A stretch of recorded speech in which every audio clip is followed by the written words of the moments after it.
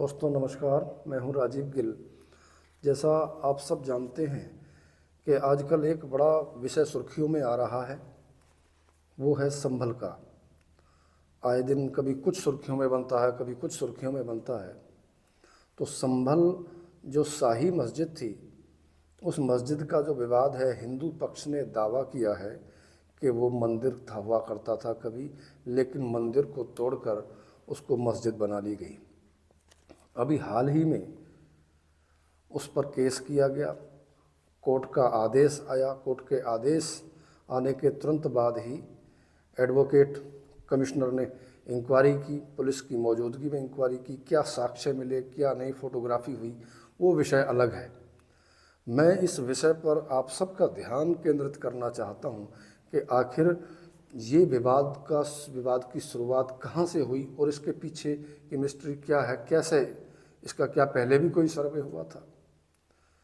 हकीकत यह है कि 150 साल पुराना सर्वे, जब मैंने इस पर रिसर्च की तो 150 साल पुराना सर्वे की रिपोर्ट सामने आई, जो 150 साल पहले यानी कि 1875 को एएसआई की सर्वे की रिपोर्ट थी, जो तत्कालीन अधिकारी एएसआई के एससीएल कार्ले ने बनाई थी, और उन्होंने उस रिपोर्ट को 1879 में पारित किया। उस रिपोर्ट के 25 और 26 नंबर पेज पर उन्होंने जो साक्ष्य बताए अपनी रिपोर्ट के अंदर, वो हैरान कर देने वाले थे। उसमें साफ दर्ज है कि जो विवादित स्थल है, जो डिस्प्यूटेड स्थल है, वो डिस्प्यूटेड स्थल, वो कहते हैं कि उसके मस्जिद के बाहर जो पिलर हैं और उसके जो अंदर के पिलर हैं, उन सारे पिलरों की जब तत्कालीन अधिकारी ने जांच की, पड़ताल की, तो उसमें पाया कि वो हिंदुओं के पिलर थे। एक जो पिलर था, एक जो खंबा था, उसका कुछ प्लास्टर हटा हुआ था।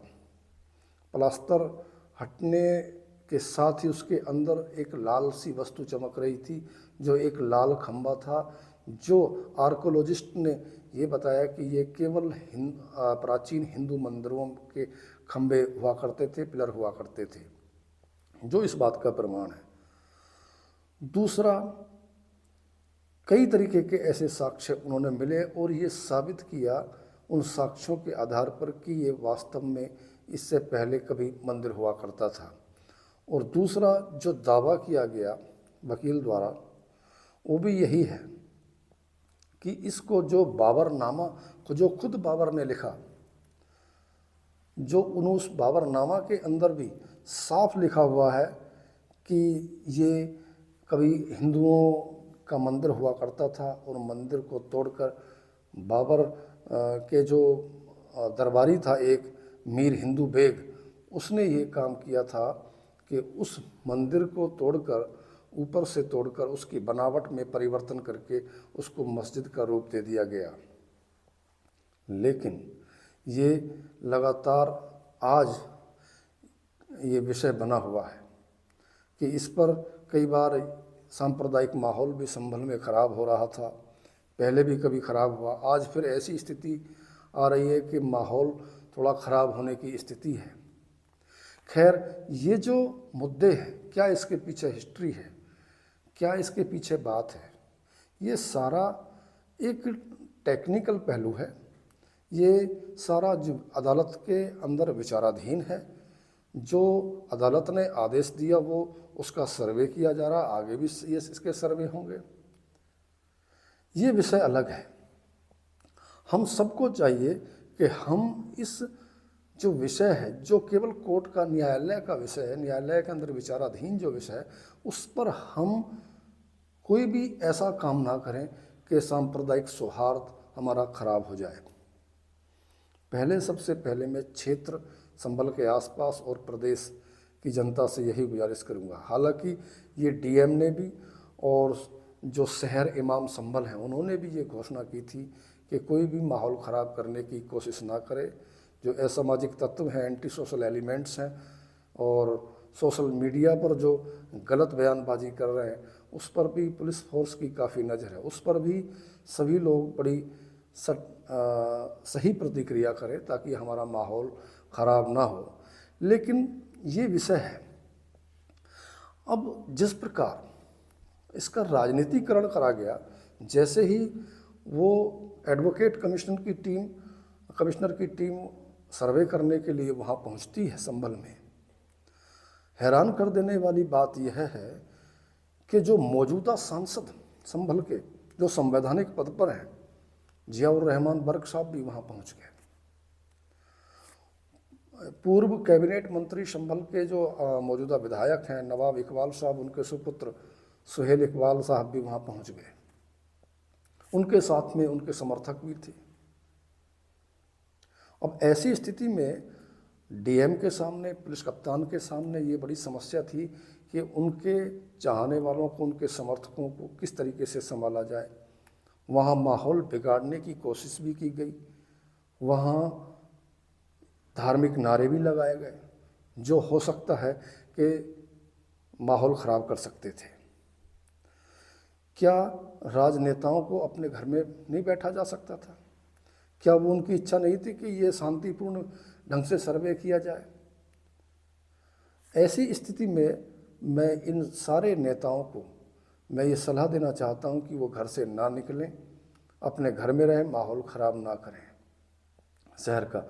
हम कल्पना करें कि जिस प्रकार वहाँ धार्मिक नारे लगाए गए, जिस प्रकार वहाँ धर्म विशेष के समर्थन में शहर विधायक के पुत्र वहाँ पहुँचे, संभल के सांसद वहाँ पहुँचे, अगर उसी प्रकार दूसरा समुदाय जो हिंदू पक्ष है, अगर उसके समर्थन में भी लोग धार्मिक नारे लगाने लगते, उस दूसरी पार्टियों के, जैसा कि हमको पता है, जहाँ तक पता है कि हिंदू हृदय सम्राट के नाम से जाने जाने वाले संभल के जाने पहचाने वाले एक भाजपा के नेता राजेश सिंघल जी हैं, अगर वो भी अपने समर्थकों के साथ कहीं इकट्ठा होते, वहाँ ना होते कहीं और इकट्ठा होते, धार्मिक नारे लगाए जाते, तो फिर संभल का माहौल, जो संभल की फिजा है, क्या वो ख़राब ना होती? क्या वो संभल के पहले झगड़े हम भूल गए? मैं दोनों पक्षों से निवेदन करता हूँ कि अदालत पर भरोसा रखें, जो अदालत की कार्रवाई है। प्रश्न ये है कि इस तरीके से अगर आना क्या माहौल ख़राब नहीं कर सकता? मंदिर हो या मस्जिद हो, उससे क्या फ़र्क पड़ता है? हिंदुस्तान के अंदर 1800 मस्जिदें ऐसी हैं जो कभी पहले मंदिर हुआ करती थी, लेकिन बाबर ने उनको तोड़कर मस्जिद बनाया गया। लेकिन क्या सवाल ये है कि बाबर ने हिंदुओं के मंदिरों को तोड़कर ही मस्जिद क्यों बनाई?